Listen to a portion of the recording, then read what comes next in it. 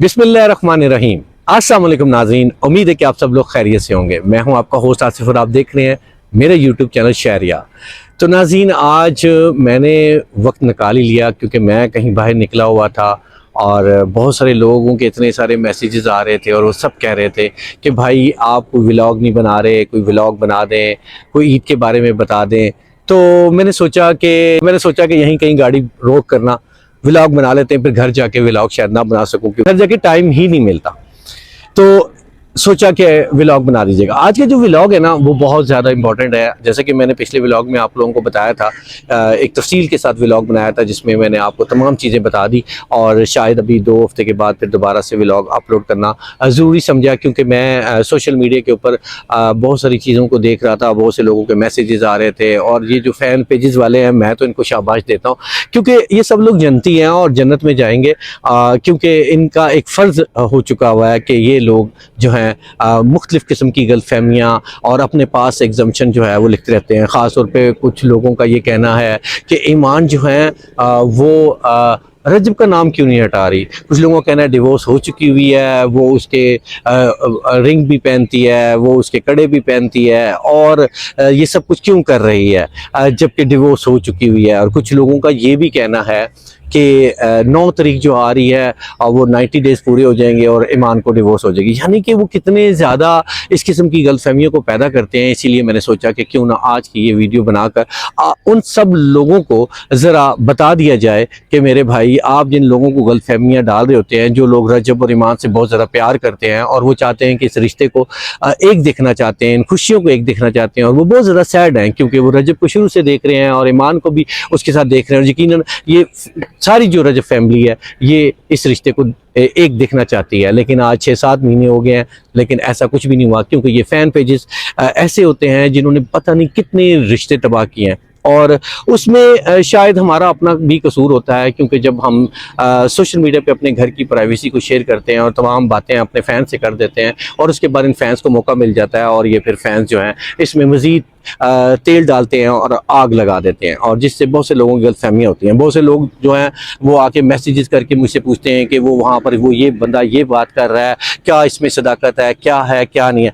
और क्योंकि हमारा चैनल हमेशा आप लोगों को सच्चाई दिखाता है और हम अपना फ़र्ज़ अदा करते हैं क्योंकि जब सोशल मीडिया के ऊपर जो है इस किस्म की फ़ेक न्यूज़ चल रही होती हैं और हमारा फ़र्ज़ होता है कि हम आप लोगों को हकीकत बताएं और हम हमेशा आप लोगों को हकीकत ही बताते आ रहे हैं। लेकिन जब मैं कभी व्लॉग्स बनाता हूं और आप लोगों को सच्चाई बताता हूं, वक्ती तौर पे आप मुतमिन हो जाते हैं लेकिन उसके बाद फिर ये फ़ैन पेज अपना काम करना शुरू कर देते हैं। पता नहीं इनका मकसद क्या है, ये क्या चाहते हैं और इस किस्म की जो बातें करते हैं। इसलिए आज की इस वीडियो के अंदर मैं एक ऐसी वीडियो लेकर आया हूँ जिसको सुनने के बाद आप लोगों को ये बात बड़ी क्लियर हो जाएगी कि ईमान को 90 डेज़ के बाद क्या डिवोर्स हो रही है, क्या रजब डिवोर्स देने जा रहे हैं और ईमान को जो है डिवोर्स मिल जाएगी। और यही बातें सोशल मीडिया के ऊपर चल रही हैं। तो मैंने कुछ सर्चिंग की, कुछ मालूमात ली और फिर मैंने सोचा कि क्यों ना आप लोगों को एक ऐसी वीडियो दिखाई जाए जिसमें मैं उनका एक बयान सुनाऊंगा जो इस रिश्ते के हवाले से, तलाक के हवाले और तलाक के हवाले से, डिवोर्स के हवाले से जो कोर्ट के ज़रिए से तलाक होती है, यूनिवर्सल के ज़रिए से होती है या मुंह से कही जाती है या नोटिस भेजा जाता है, और वो बयान जो है मैं आपको सुना दूंगा और वो बयान आप सुनेंगे और मेरा ख्याल है कि उसके बाद ये जो तमाम फ़ैन पेज हैं उनके मुँह भी बंद हो जाएंगे और उनको भी पता लग जाएगी और आप सब लोग भी इस चीज़ को समझने की कोशिश करें क्योंकि फ़ैन पेजेस का काम होता है, उन्होंने अपने फ़ैन पेज लाने होते हैं, जो है एंगेज करनी होती है और वो ये इस तरह की गुमराहियां और गलतफहमियां पैदा करते रहते हैं। अगर इस रिश्ते को खत्म होना होता तो शायद ये रिश्ता बहुत पहले ही खत्म हो जाता। और जैसा कि आप जानते हैं कि रजब भी इस रिश्ते के हवाले से खामोश है, ईमान की भी खामोशी है और बाकी जो है ये खामोशी जो 2 लोगों की है क्योंकि इन 2 लोगों से ही लोग मोहब्बत करते हैं, ईमान और रजब से मोहब्बत करते हैं और इन दोनों को एक देखना चाहते हैं। इसीलिए ये दोनों खामोश हैं और बहुत सारे लोग अक्सर जो ईमान से मोहब्बत करने वाले कहते हैं कि वो जो है क्यों खामोश है, वो क्यों नहीं आकर बोलती। तो वो आकर के आप बोलकर आप लोगों को क्या हकीकत बताए और इन फ़ैन पेजेस को मौका दे। जैसे कि यहाँ पर सोशल मीडिया के ऊपर जब आप अपने घर की बातों को आके बाहर निकाला और सब चीज़ें हकीकतें बताई और ये इस रिश्ते को ख़त्म करने के हवाले से जो कुछ भी आप लोगों ने देखा गुज़श्ता 6-7 महीनों में और उसका नुकसान जो है इस वक्त उठा रहे हैं और 2 ग्रुप्स बने हुए हैं और एक दूसरे को नफरत जो है वो डाल रहे हैं। ये जो भी मैं वीडियो दिखाने लगा हूँ, मेरा ख्याल है इस वीडियो सुनने के बाद आप लोगों को फ़ैन पेजेस जो आप लोगों को गुमराह कर रहे हैं और अपने पास से झूठी मूठी खबरें जो आप लोगों को देते हैं यकीनन उनके तो मुंह बंद हो जाएंगे और आप लोग भी मुतमिन हो जाएंगे, जो लोग बहुत सारे सोशल मीडिया पे सवालात कर रहे हैं। तो आए हम आपको सुनाते हैं। मज़हब शिया में अदालत की तलाक नहीं होती। वो मस्तूरात कान खोल के सुन लें। कई मरतबा ये चीज़ें बताई गई हैं कि वो जब शोहर से तंग आती हैं या दिल नहीं चाहता, अदालत चली जाती हैं और वहाँ से जाकर जो है वो तलाक खुला ले लेती हैं और वो ये समझती हैं कि हमारी तलाक हो गई। नहीं हुई तलाक। अदालत की तलाक नहीं होती मज़हब शिया में, याद रखिए। इसके अलावा सवालात आते हैं कि किबला हमारी बच्ची को जो है वो यूनियन काउंसिल से नोटिस आ गया, 2 नोटिस आ गया, 3 नोटिस आ गया, 10 नोटिस भी आ जाएं यूनियन काउंसिल से, 50 नोटिस भी आ जाएं यूनियन काउंसिल से, तब भी आपकी बच्ची को तलाक नहीं होती। यूनियन काउंसिल की तलाक, अदालत की तलाक नहीं होती। मज़हब शिया में निकाह करना फिर भी किसी हद तक आसान है, किसी हद तक आसान है, ठीक है, लेकिन तलाक निकाह से ज़्यादा मुश्किल तरीन मरहला है। उसकी शराइत हैं, जब तक वो शराइत पूरी नहीं होंगी तब तक तलाक नहीं होती। हालांकि यहाँ तक भी अगर शौहर अपनी बीवी से कहे कि मैंने तुम्हें तलाक दे दी, मैंने तुम्हें तलाक दे दी, मैंने तुम्हें तलाक दे दी, तब भी तलाक नहीं होती। बिरादरान अहले सुन्नत के यहाँ शायद हो जाती है, लेकिन हमारे यहाँ ऐसा नहीं होता। मज़हब शिया में नहीं होता। शौहर लिख कर दे दे कि मैंने आपको तलाक दे दी, तब भी तलाक नहीं होती। 10 दफ़ा मुँह से कह दे मैंने आपको तलाक दे दी, तब भी तलाक नहीं होती। जिस तरह निकाह के सीगे पढ़े जाते हैं अरबी के अंदर, यहाँ पर भी अरबी में सीगा पढ़ा जाएगा तलाक का। तलाक का सीगा जारी होगा या शौहर खुद जारी करे अगर उसके अंदर सलाहियत है, और साथ में 2 आदिल शख्स गवाह भी मौजूद हों। और 2 आदिल शख्स कैसे होने चाहिए? ऐसा नहीं कि आप किसी को पकड़ के आके जो है वो बिठा दें और कहें कि आप हमारे तलाक के गवाह बने ना। गवाह ऐसा होना चाहिए कि जिसे मैंने कम से कम गुनाह करते हुए ना देखा हो और अपने वाजिबात की पाबंदी करता हो।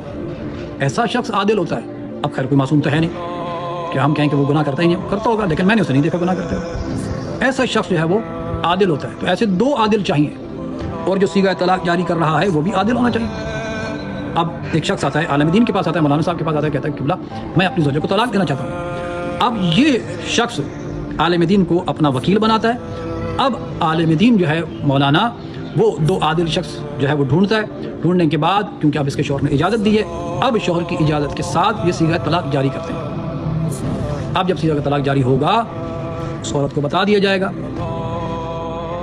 अब ये इद्दत गुजारेगी 3 तो, यानी 3 है। यकीनन आपने नकवी साहब की तमाम गुफ्तगू सुनी और इन्होंने बड़े वाज़ेह तौर पे बताया कि तलाक जो है हमारे फ़िरके के अंदर यानी कि शिया कम्युनिटी के अंदर किस तरीके से होती है। यकीनन इन्होंने जो बात की बड़ी ज़िम्मेदारी के साथ की है, और इस हवाले से लोग ये बातें किया करते थे कि पहला नोटिस, दूसरा नोटिस, तीसरा नोटिस। तो मेरा ख्याल है नकवी साहब ने अब वाज़ेह तौर के ऊपर तमाम चीज़ों को बता दिया है कि इनके फ़िक्र में जो है तलाक जो है सिग्गा पड़ी जाती है, और ये दोनों जो मियाँ बीवी हैं ये आमने सामने खड़े होकर जो है उसको सिगा पढ़ते हैं और फिर डिवोर्स होती है और फिर उसके बाद इद्दत का सिलसिला शुरू होता है। इस वीडियो को देखने के बाद जो फैन पेजेस हैं उनके पास क्या राय होगी? क्या कोई फतवा जारी करेंगे कि ये नकवी साहब झूठ बोल रहे हैं? क्योंकि अगर मैं ये बात आप लोगों को करता तो शायद मेरे बात में इतना वजन ना होता, लेकिन जो एक मोअज़्ज़ज़ हस्ती हैं जिन्होंने ये बयान सोशल मीडिया पे दिया है, अगर ये गलत होते तो यकीनन इनके ऊपर भी कोई फतवा जारी हो सकता। तो आप सब लोगों को बात समझ में आ गई कि ईमान और रजब की जो डिवोर्स का मामला है वो कैसे होगा और कैसे ये सब कुछ होगा।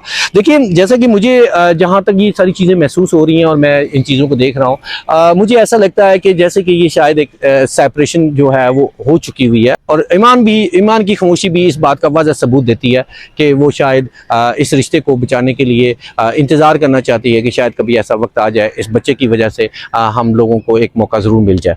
तो मेरा ख्याल है कि ये सब चीज़ें अल्लाह के ऊपर छोड़ देनी चाहिए, और रजब भी इसी वजह से खामोश हैं, और शायद जो बेटा है वो जब 1 साल का हो जाएगा और फिर जाहिर है रजब भी अपने बेटे के साथ आपको नज़र आएंगे, ईमान भी नज़र आएंगी, तो हो सकता है इस बेटे की मोहब्बत से ये दोनों एक हो जाएं। तो मेरा ख्याल है कि आप सब लोगों को इस खूबसूरत रिश्ते को अल्लाह पे छोड़ दें, और ताकि अल्लाह ताला जो हैं अगर इन दोनों के लिए बेहतर करेंगे तो यकीनन वो रास्ता भी निकाल लेंगे और हालात भी बेहतर कर देंगे और दिलों को भी नरम कर देंगे, और इस बच्चे की वजह से शायद ये खूबसूरत कपल आपको दोबारा से नजर आना शुरू हो जाए। लेकिन अफसोस की बात है, ये जो फैन पेजेस वाले हैं और कुछ ऐसे लोग हैं जो अपना कंटेंट बनाते हैं और वो इतनी नफरत मतलब के देते हैं और उनके व्लॉग्स के ऊपर बात करते हैं, उनके चीज़ों के ऊपर बात करते हैं। रजब भी अगर कोई वीडियोस बनाते हैं, व्लॉग बनाते हैं, तो उनके ऊपर भी नफरत का इजहार करते हैं और उस तरफ से जो बनती है, तो इस हद तक नफरत मैं देखता हूँ। मैं ये सोचता हूँ कि ऐसा कंटेंट बनाने से आखिर मिलता क्या है।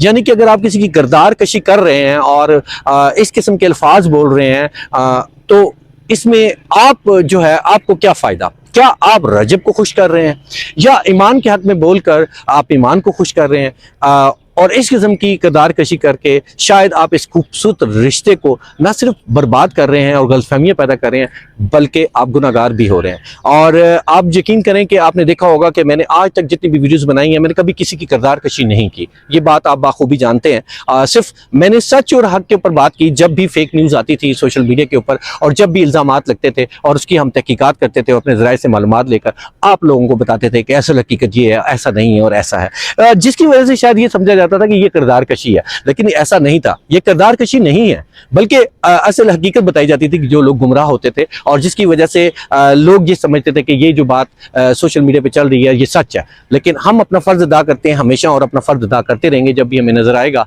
कि झूठ है और हमें जब नज़र आएगा कि फेक न्यूज़ फैलाई जा रही है जिससे लोग जो हैं गुमराह हो रहे हैं, तो हम अपना फ़र्ज निभाते हुए वीडियोज़ बनाते हैं। और आज भी मेरा वीडियो बनाने का मकसद सिर्फ यही था कि आप लोगों को सब हकीकत बता सकें कि जो ईमान और रजब का जो रिश्ता है, जिसको लोग ये कह रहे हैं कि 9 तारीख जो है बड़ी इंपॉर्टेंट है, इसमें ये रिश्ता जो है वो ख़त्म होने जा रहा है। मेरा ख्याल है कि जो नकवी साहब हैं, जो इन्होंने जो एक सोशल मीडिया के ऊपर अपने इस फ़िरके के हवाले से वाज़ेह तौर के ऊपर बताया कि इनकी में तलाक कैसे होती है, तो मेरा ख्याल है कि इस वीडियो देखने के बाद आप लोग माइंड में से ये बातें निकाल दें और ये सोचें कि ऐसा बिल्कुल भी नहीं है, और बल्कि दुआ करें। और जो रजब से मोहब्बत करते हैं वो रजब को जाके कहें, और जो ईमान से मोहब्बत करते हैं वो ईमान को बोलें। और मेरा ख्याल है कि शायद अल्लाह पाक कोई ज़रिया बना दे और इन लोगों के दिल नरम हो जाएं और ये रिश्ता एक हो जाए। और मेरी हमेशा ख्वाहिश भी रही है और कोशिश भी रही है। बाकी शायद मैं रेगुलर व्लॉग नहीं बना पा रहा, इंशाल्लाह कोशिश करूंगा जल्द से जल्द मैं व्लॉग्स बना सकूं, और जब भी मुझे मौका मिलेगा और जब भी कुछ ऐसा कोई फेक नज़र आएगा तो ज़रूर व्लॉग बना देंगे। और बाकी आप सब लोग अपना ख्याल रखिए और अपनी मोहब्बत और अपना प्यार ज़रूर देते रहे। जी आप इजाज़त दीजिएगा, इंशाल्लाह ताला फिर आपसे मुलाकात ज़रूर होगी। और अपनी दुआओं में ज़रूर याद रखिएगा। जाते हुए चैनल को सब्सक्राइब ज़रूर कर दीजिएगा और अपना प्यार इसी तरह देते रहिएगा। अल्लाह हाफ़िज़।